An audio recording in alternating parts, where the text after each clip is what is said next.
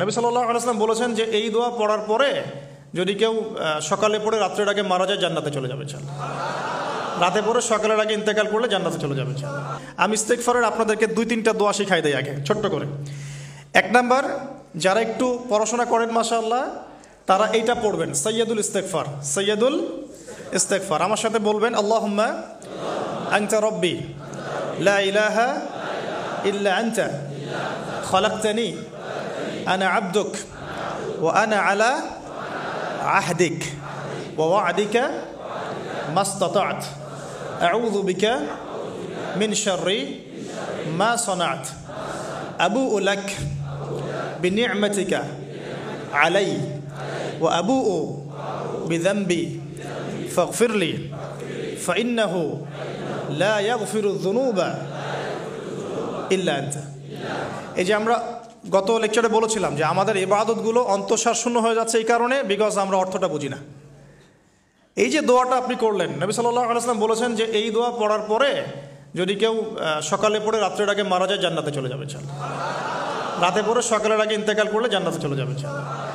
তো কি পড়লাম? আল্লাহ পাক বলছেন, নবী সাল্লাল্লাহু আলাইহি ওয়াসাল্লাম বলছেন, আল্লাহুম্মা হে আল্লাহ আনতা রব্বি, আল্লাহ তুমি আমার রব,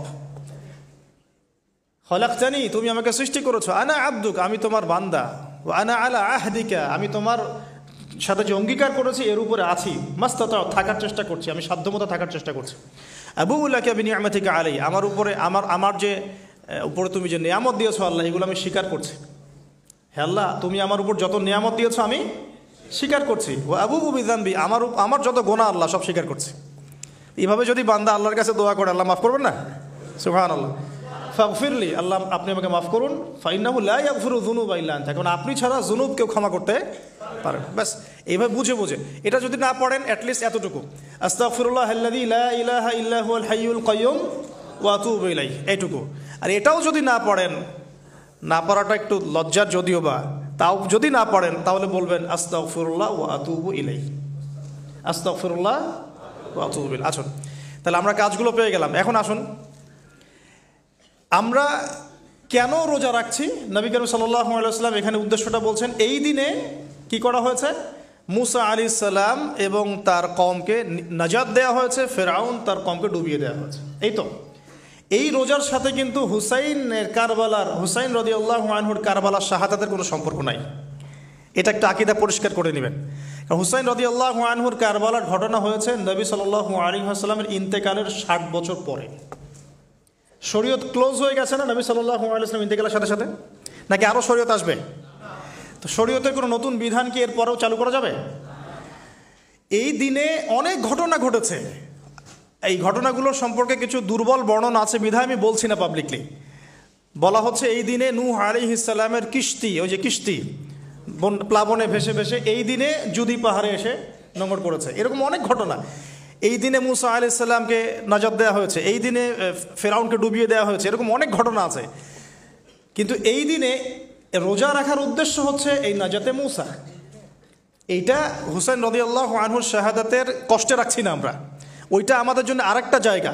ওই জায়গাটা নিয়ে যে হুসাইন রাদিয়াল্লাহু আনহুর শাহাদাত, ওইটা থেকে শিক্ষাটা আমার কি, এই ঘটনাটা এই 10 মুহররমে ঘটে গেছে, এটা আল্লাহ পাকের তাকদিরে ছিল, এই দিনেই ঘটনাটা ঘটে গেছে। এই ঘটনা ঘটার আগেই নবী সাল্লাল্লাহু আলাইহি ওয়াসাল্লাম রোজা রাখতেন, এমন না যে এই ঘটনা ঘটার পরে সাহাবীরা রোজা রাখা শুরু করেছেন। ব্যাপারটা কি তাই না? মূল জিনিসটা বুঝি, তারপর হুসাইন রাদিয়াল্লাহু আনহুর শাহাদাতের দিকে যাবো ইনশাআল্লাহ। আমরা দোয়া করি আল্লাহ পাক আমাদের সবাইকে হুসাইন রাদিয়াল্লাহু আনহুর মতো সাহস, কারেজ দান করুন, তাদের মতো বীরত্বপূর্ণ ঈমান দান করুন, এবং জুলুমের বিরুদ্ধে তার মতো দাঁড়িয়ে যাওয়ার মানসিকতা দান করুন। আল্লাহ পাক সারা দুনিয়া থেকে ইয়াজিদদেরকে ধ্বংস করুন, এবং রাসূল সাল্লাল্লাহু আলাইহি ওয়াসাল্লামের কলিজার টুকরা নাতি হুসাইন রাদিয়াল্লাহু আনহুকে আল্লাহ পাক জান্নাতের উচ্চ মর্যাদা দান করুন। তো এখানে দেখুন মুসা আলাইহিস সালামের নাজাতের সাথে আশুরার ঘটনা জড়িত।